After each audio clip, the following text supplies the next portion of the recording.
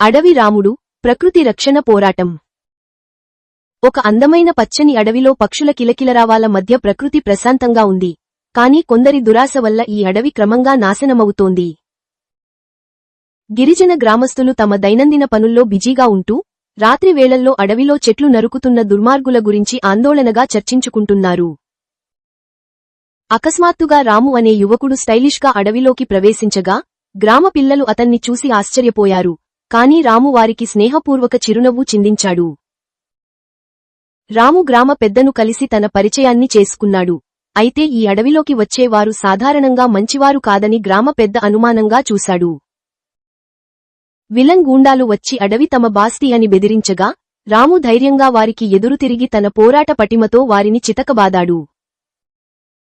రాత్రివేళ నది ఒడ్డున ఒంటరిగా కూర్చున్న రాము తన తండ్రి మాటలను గుర్తు చేసుకుంటూ ఈ అడవిని కాపాడాలని గట్టిగా నిర్ణయించుకున్నాడు. అడవి రాముడు విలన్ ఎంట్రీ. చీకటి గదిలో క్రూరమైన ధర్మరాజు తన సామ్రాజ్యాన్ని విస్తరించాలని ప్లాన్ చేస్తున్నాడు. అడవిలోని చెట్లను నరికి డబ్బు సంపాదించడం అతని లక్ష్యం. ధర్మరాజు కొడుకు నాగరాజు స్టైలిష్గా ఎంటర్ అవుతూ రాముని అంతం చేస్తానని తన తండ్రికి హామీ ఇస్తున్నాడు. అతని కళ్లలో క్రూరత్వం కనిపిస్తోంది. గ్రామస్తులందరూ భయంతో వణికిపోతుంటే రాము వారి ముందుకు వచ్చి ధైర్యాన్ని నింపుతూ భయం మన బలం కాదని వారికి వివరిస్తున్నాడు. రాము చిన్న పిల్లలతో సరదాగా ఆడుకుంటూ తాను కేవలం ఒక సామాన్యుడినని హీరోనని కాదని నవ్వుతూ వారితో సమయం గడుపుతున్నాడు. నాగరాజు తన గ్యాంగ్తో కలిసి జీపులో గ్రామానికి వచ్చి విధ్వంసం సృష్టిస్తుంటే రాము ఏమాత్రం భయపడకుండా అతని ముందుకు వచ్చి నిలబడ్డాడు. తీవ్రమైన పోరాటంలో రాము నాగరాజు గ్యాంగ్ను ఒక్కొక్కరిగా ఓడించి ప్రకృతిని నాశనం చేసేవారికి ఈ అడవిలో చోటు లేదని నిరూపించాడు. అడవి రాముడు ప్రేమ మరియు పోరాటం. పద్మ అనే యువతి తన తండ్రి అయిన ఫారెస్ట్ ఆఫీసర్తో అడవిలో జరుగుతున్న అక్రమాలను అరికట్టాలని పట్టుదలగా మాట్లాడుతోంది. అడవిలో నడుస్తున్న పద్మ ఒక్కసారిగా జారి పడబోతుండగా రాము వేగంగా వచ్చి ఆమెను పట్టుకుని కాపాడతాడు. వారిద్దరి మధ్య మొదటి చూపుల పరిచయం జరుగుతుంది. రాము గ్రామంలోని చిన్న పిల్లలతో సరదాగా గడుపుతూ పద్మ గురించి వారికి నవ్వుతూ వివరిస్తూ అందరినీ అలరిస్తున్నాడు. చిలకమ్మ అనే గిరిజన అమ్మాయి నీటి కుండతో వెళ్తూ పడిపోయినప్పుడు రాము ఆమెకు సహాయం చేసి సోదరిగా ఆదరిస్తాడు. రాము మరియు పద్మ అడవిలో నడుస్తూ మాట్లాడుకుంటూ ఒకరిపై ఒకరికి గౌరవం మరియు ఇష్టం పెరుగుతున్న క్షణాలు కనిపిస్తాయి. విలన్ ధర్మరాజు తన అనుచరులతో కలిసి రామును ఎలా దెబ్బతీయాలి మరియు అతని నమ్మకాన్ని ఎలా పగలగొట్టాలి అని ప్రమాదకరమైన ప్లాన్ వేస్తున్నాడు. అడవి రాముడు అవమానం మరియు కుట్ర. గ్రామంలో ఒక్కసారిగా పోలీసు జీపులు వచ్చి ఆగడంతో గ్రామస్తులందరూ తీవ్రమైన భయాందోళనలకు గురవుతారు. పోలీస్ ఆఫీసర్ అక్రమ చెట్ల నరికివేత గురించి గట్టిగా ప్రశ్నిస్తారు.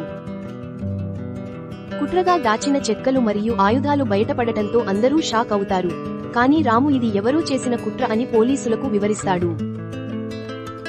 రాము వచ్చిన తర్వాతే ఇవన్నీ జరుగుతున్నాయని గ్రామస్తులు ఒకరినొకరు అనుమానించుకోవడం మొదలుపెడతారు. రాము తనపై వస్తున్న నిందలతో ఎంతో బాధపడతాడు. పద్మ కూడా రాముని నమ్మలేక ఈ పనిలో నువ్వు ఉన్నావా అని ప్రశ్నించగా తనను ప్రేమించే వ్యక్తి కూడా నమ్మలేదన్న నిజంతో రాము గుండె పగిలిపోతుంది. తన ప్లాన్ విజయవంతమైందని నాగరాజు దూరంగా నిలబడి క్రూరంగా నవ్వుతుండగా చిలకమ్మ మాత్రం కన్నీళ్లతో రాముకు అండగా నిలబడి అతన్ని ఓదారుస్తుంది. గ్రామ పెద్ద ఆదేశాల మేరకు రాము తన గ్రామాన్ని విడిచి ఒంటరిగా అడవిలోకి వెళ్తుండగా విలన్లు తమ విజయాన్ని సెలబ్రేట్ చేసుకుంటూ చీకటి నవ్వులు నవ్వుతారు. అడవి రాముడు నిజం బయటపడుతుంది. భయంకరమైన వర్షంలో రాము ఒంటరిగా చెట్టు కింద కూర్చుని తన తండ్రి మాటలను గుర్తు చేసుకుంటూ ఎంతో బాధపడుతున్నాడు. అడవిలోని ఒక రహస్య ప్రదేశంలో రాము ఒక ఫారెస్ట్ ఆఫీసర్ను కలిసి తన మిషన్ గురించి రహస్యంగా చర్చలు జరుపుతున్నాడు. రాము నిజానికి ఒక అండర్ కవర్ ఫారెస్ట్ ఆఫీసర్ అని తెలిసినప్పుడు అతని కళ్లలో అడవిని రక్షించాలనే పట్టుదల మరింత పెరిగింది. పద్మ తన ఇంట్లో ఒంటరిగా ఆలోచిస్తూ రాము నిర్దోషి అని మరియు అతని కళ్లలో నిజం ఉందని బలంగా నమ్ముతోంది.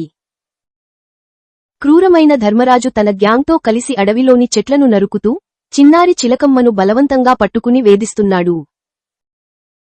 అకస్మాత్తుగా రాము అక్కడికి వచ్చి తన శక్తితో గూండాలను చితక్కొట్టి చిలకమ్మను కాపాడుతూ యుద్ధాన్ని ప్రకటిస్తున్నాడు. అడవి రాముడు యుద్ధానికి సిద్ధం. చీకటి రాత్రి వేళ అడవిలో రాముడు ఒక రహస్య మ్యాప్ను పరిశీలిస్తూ స్మగ్లర్ల రూట్లను గుర్తించి వారిని ఎలా పట్టుకోవాలో పక్కా ప్రణాళిక సిద్ధం చేసుకుంటున్నాడు. రాముడు మరియు ఫారెస్ట్ ఆఫీసర్లు రహస్యంగా సమావేశమై ధర్మరాజు యొక్క భారీ నెట్వర్క్ను ఎలా కూల్చేయాలో మరియు సాక్ష్యాలను ఎలా సేకరించాలో చర్చించుకుంటున్నారు. పద్మ ఒక రహస్య ఫైల్ను చదివి రాముడు నిజానికి ఒక అండర్ కవర్ ఆఫీసర్ అని తెలుసుకుని తన పొరపాటుకు ఎంతో బాధపడుతూ కన్నీళ్లు పెట్టుకుంటుంది. అడవిలో రాముడు మరియు పద్మ కలుసుకున్నప్పుడు ఆమె తన తప్పును క్షమించమని కోరగా రాముడు చిరునవ్వుతో ఆమెకు ధైర్యం చెప్పి ఆమె సహాయాన్ని కోరతాడు. రాముడు తన రూపాన్ని మార్చుకుని ఒక కొత్త వ్యక్తిలాగా స్మగ్లర్ల గ్యాంగ్లోకి ప్రవేశించి వారి రహస్యాలను తెలుసుకోవడానికి ప్రయత్నిస్తుండగా ఒక గూండా అతన్ని అనుమానిస్తాడు. విలన్ ధర్మరాజు తన అనుచరులతో కలిసి రేపు జరగబోయే పెద్ద డీల్ గురించి ప్లాన్ చేస్తుండగా రాముడు రహస్యంగా ఆ మాటలన్నీ వింటూ ఆపరేషన్ కోసం సిద్ధమవుతాడు. అడవి రాముడు యుద్ధానికి ముందు రాత్రి. అడవిలో రాత్రివేళ రాము తన గిరిజన మిత్రులతో మరియు సీతతో కలిసి క్యాంప్ ఫైర్ దగ్గర కూర్చుని తమ అడవిని మరియు జీవితాలను కాపాడుకోవడానికి పోరాడాలని దృఢ నిశ్చయంతో మాట్లాడుతున్నాడు. ఒక గూఢచారి వేగంగా పరుగెత్తుకుంటూ వచ్చి క్రూరమైన విలన్ భూపతికి రాము యుద్ధానికి సిద్ధమవుతున్నాడనే సమాచారాన్ని అందిస్తుండగా భూపతి వికటంగా నవ్వుతూ అతడిని ఎదుర్కోవడానికి సిద్ధమవుతున్నాడు. భూపతి తన అనుచరులతో కలిసి రామును అడవిలోనే అంతం చేయాలని క్రూరమైన ప్రణాళికలు వేస్తూ అందరినీ ఆయుధాలు సిద్ధం చేయమని ఆదేశిస్తున్నాడు. రేపు రాముకు చివరి రోజు అని హెచ్చరిస్తున్నాడు. రాము తన గిరిజన సైన్యానికి విల్లు, బాణాలు మరియు కత్తి యుద్ధంలో శిక్షణ ఇస్తున్నాడు. ఆయుధాలు తక్కువగా ఉన్నా మన ధైర్యం మరియు అడవిపై మనకున్న అవగాహనే మనకు పెద్ద బలం అని వారికి బోధిస్తున్నాడు.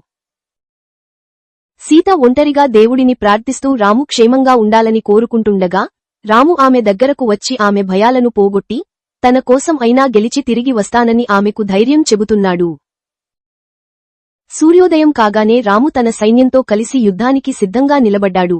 ఇది మన భూమి మరియు మన యుద్ధం అని గట్టిగా కేకలు వేస్తూ అందరినీ ముందుకు నడిపిస్తున్నాడు.